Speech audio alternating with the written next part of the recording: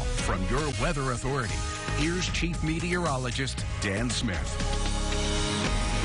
Well, folks, we already have the rain on its way out here towards Crane, just west of the Concho Valley, and really starting to ramp up here. And that's just the first wave of what we're expecting to be several coming into the Concho Valley. Now, you see over here, we do have that flash flood watch. That is going to be continuing until Saturday morning, just around 7 in the morning. But even zooming in there, you barely see it on the zoomed out map. But notice a little different colors going on here. It's a slightly brighter green. That is, in fact, a flood warning. Now, that's basically for the river there. It's for the Colorado River, pretty much going straight through there. That is going to be lasting until Sunday morning, and that is in advance of all the rain that we're going to be getting just a little bit later on here within the next 24 to 36 hours. And here's a little bit of an interesting image. This is a courtesy of the National Weather Service, and notice right here is basically where we're at right now.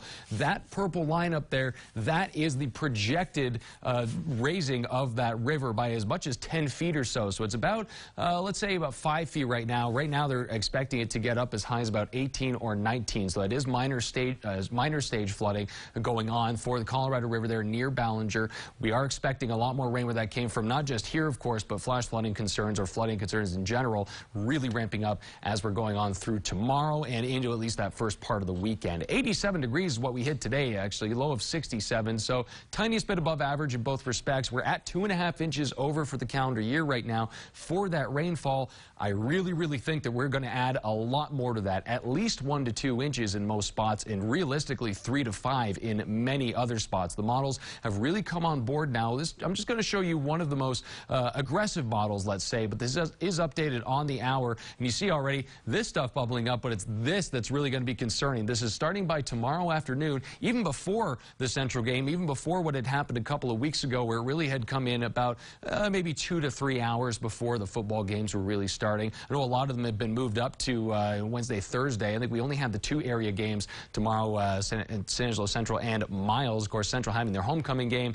could be a bit of a washout. I'm not going to lie. You really want to bring an umbrella out there. And the forecast rain totals, I'm going to show you 3 different models here, all saying, again, at least 1 to 2 inches. Realistically, about 3 to 5 inches in some of these higher up spots. This is the European model. This is a more American-based model moving on to now. A little bit more coarse, not as much detail on it, but still really shows how much rain we might just be getting. And here's sort of an in-house model, if you will. Concentrates it surprisingly a little more towards the eastern Concho Valley now. Not quite sure what happened there. This is a new model run I'm aware of, and I'm still expecting we're going to get the most rainfall to the north. Still, anyone could realistically see a lot more rain in addition to what has already fallen over the last couple of weeks. Obviously, very good news for quite a bit of farmers out there. I know sometimes the cotton is a bit dicey there when it comes to getting too much rainfall. But tonight, 71 degrees. Scattered storms are going to be continuing. Like I said, you can see it right off there to the west. Chance of rain just around 40%. Tomorrow, 80%, and I might not be going high enough on that. I can never bring myself to do 100% because this is West Texas, but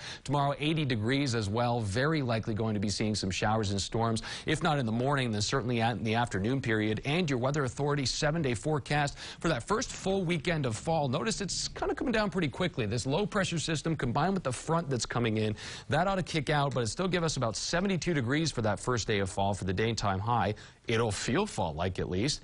And then starting to come back up, already eyeing our next rainmaker next week, which might even come in around Wednesday, Thursday. If we can enjoy just a little bit of that Saturday without just a little bit of rain, just a little bit of that 72, that'd be great. A nice crisp fall, that would be really nice. That'd be great. All right.